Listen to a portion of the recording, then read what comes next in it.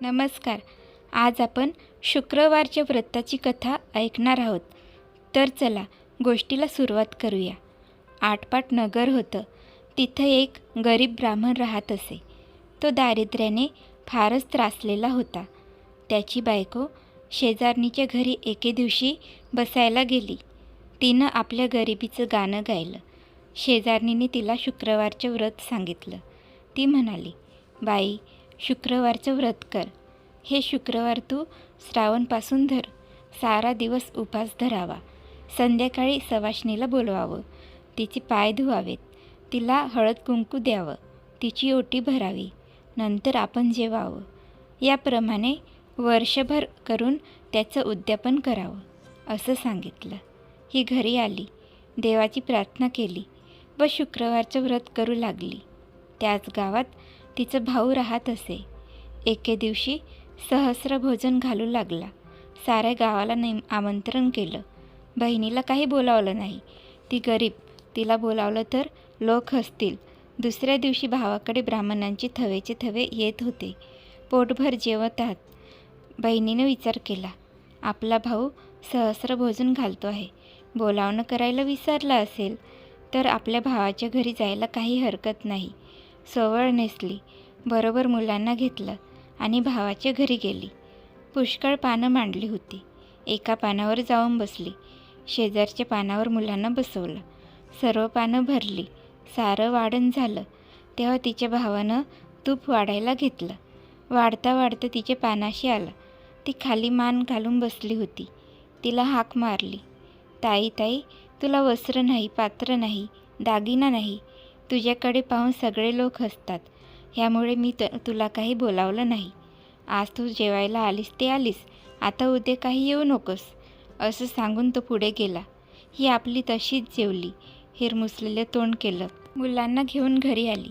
दुसऱ्या दिवशी मुलं म्हणू लागली, आई आई, मामाकडे जेवायला चल. बहिणीनं विचार केला, कसा झाला तरी आपला भाऊच आहे. बोलला म्हणून काय झालं? आपली गरिबी आहे तर आपल्याला ऐकून घेतलंच पाहिजे. आजचा दिवस आपला बाहेर पडला, तितकाच फायदा झाला असं म्हणून त्याही दिवशी ती भावाकडे जेवायला गेली. भाऊ तूप वाढता वाढता तिच्या पानाशी आला. ती खाली मान घालून बसली होती. भावानं तिला हाक मारली, ताई ताई, भिकाडी ती भिकाडी आणि सांगितलेलं ऐकच नाही. तू जेवायला येऊ नको म्हणून सांगितलं काल. आज आपली डुकरणीसारखी पोरं घेऊन आलीस. तुला लाज कशी वाटली नाही? आज आलीस तर आलीस, उद्या आलीस तर हात धरून घालवून देईन. तिने ते मुक्याट्यानं ऐकून घेतलं. जेवून उठून चालती झाली. पुन्हा तिसऱ्या दिवशी जेवायला गेली.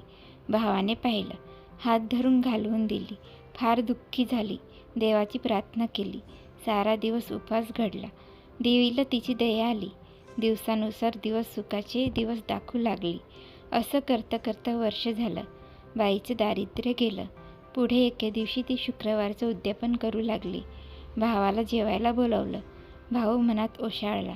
बहिणीला म्हणू लागला, ताई ताई, तू उद्या माझ्या घरी जेवायला ये. नाही काही म्हणू नको. घरी काही जेवू नको. उद्या तू आली नाहीस तर मी काही तुझ्या घरी येणार नाही. बहिणीनं बरं म्हटलं. भावाच्या मनातलं कारण जाणलं. दुसऱ्या दिवशी लवकर उठली. वेणीफणी केली, दागदागिने लिहिली, उच्ची पैठणी नेसली आणि भावाकडे जेवायला गेली. भाऊ वाट पाहतच होता. ताई आली तशी तिचा हात धरला. पाटावर बसवला. पाय धुवायला ऊन पाणी दिलं. पाय पुसायला फडकं दिलं. इतक्यात जेवायची पानं वाढली. ताईचं पान आपल्या शेजारी मांडलं. भाऊ जेवायला बसला. ताईनं आपली शालजोडी काढून बसल्या पाठी ठेवली. भाऊ पाहू लागला. मनात कल्पना केली की शालजोडीने उकडत असेल म्हणून काढीत असेल. नंतर ताई आपले दागिने काढू लागली. बसल्या पाठी ठेवू लागली. भावाने विचार केला, जड झाले म्हणून काढीत असेल. नंतर ताईने भात कालवला. मोठासा घास केला. तो उचलून सरीवर ठेवला. भाजी उचलून ठुशीवर ठेवली. लाडू उचलून चिंच पेटीवर ठेवला. जिलेबी उचलून मोत्यांच्या पेंडीवर ठेवली. भावाने विचारले, ताई ताई, हे काय करतेस? ती म्हणाली, दादा, मी करते हेच बरोबर आहे. जिला तू जेवायला बोलवलंस तिला मी भरवते आहे. भावाला काही समजेना. त्यानं तिला पुन्हा सांगितलं, अगं ताई, तू आता जेव तरी. तिनं सांगितलं. बाबा, हे माझं जेवण नाही, हे ह्या लक्ष्मीचं जेवण आहे. माझं जेवण होतं ते मी सहस्त्रभोजनाच्या दिवशी जेवली. इतकं ऐकल्यावर भाऊ मनात ओशाळला. तसाच उठला आणि बहिणीचे पाय धरले. झाल्या अपराधाची क्षमा मागितली. बहिणीने क्षमा केली. नंतर दोघं जेवली. मनातली अडी काढून टाकली. दोघांनी देवीचे आभार मानले. भाऊ बहिणीकडे जेवायला गेला. तिला आनंद झाला. तुम्हाला ही गोष्ट आवडली असेल तर चॅनलला लाईक करा आणि असेच नवीन फॉर्मॅटमधल्या नवीन गोष्टी ऐकण्यासाठी चॅनलला सबस्क्राईब करा. धन्यवाद.